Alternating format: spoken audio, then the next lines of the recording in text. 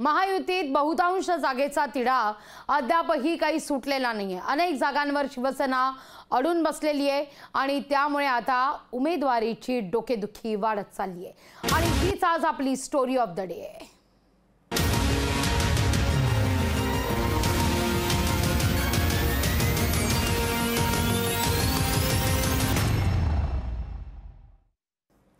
महायुतीतला जागा वाटपाचा वाद आता संघर्षात रूपांतरित झालाय की काय अशी स्थिती आहे। शिवसेना त्यांच्या हक्कांच्या जागा सोडण्यास नकार देते, त्यामुळे मोठा भाऊ असूनही जागा वाटपाच्या चक्रव्यूहात भाजप अडकत चालली आहे।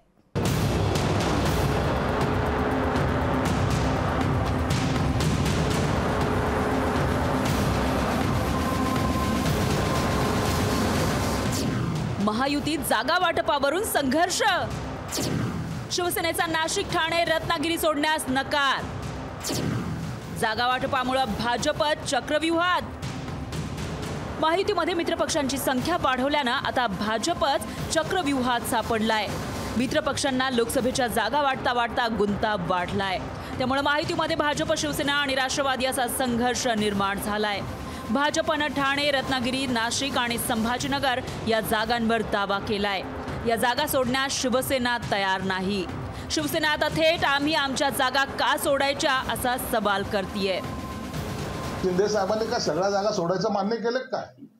शिरूरची जागा तुम्हाला दिली ना, आता यामध्ये महायुतीमध्ये तिढा निर्माण होऊ नये म्हणून आम्ही स्पष्टपणे विनंती करतोय की जास्त आग्रह न करता जे आमच्या जागा आहेत ते आम्हाला लढवण्याचा अधिकार आहे आणि त्या जागा त्यांना आम्हाला मिळाल्या पाहिजेत, ही आमची भूमिका आहे।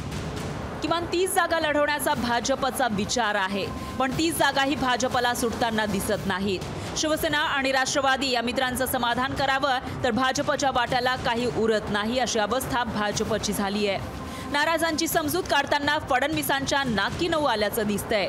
विरोधकांनी यावरूनच भाजपवर निशाणा साधलाय। 10 जागांवर म्हणजे आता 19 एप्रिलला पहिली निवडणुकीची फेरी असूनही महायुतीमधल्या 10 जागांवर अजून उमेदवार जाहीर नाहीत। हेच दाखवून देतं की सर्वसामान्य जनतेने महायुतीला पूर्णपणे नाकारलेलं आहे आणि त्यामुळे महायुतीमध्ये अंतर्गत धुसफूस आहे आणि त्यामुळे त्यांना उमेदवारही जाहीर करता येत नाही, त्यामुळे महायुती बॅकफूटवर। पहिल्या टप्प्यातील मतदान अवघ्या 4 दिवसांवर आलंय, तरीही महायुतीचं जागा वाटप होत नसल्यानं त्याचा विपरीत संदेश कार्यकर्त्यांमध्ये जाऊ लागलाय। भाजपचं महाराष्ट्रातील नेतृत्व आणि दिल्लीतल्या नेतृत्वानंही जागा वाटपाच्या तिढ्यासमोर हात टेकल्याचं चित्र दिसतंय।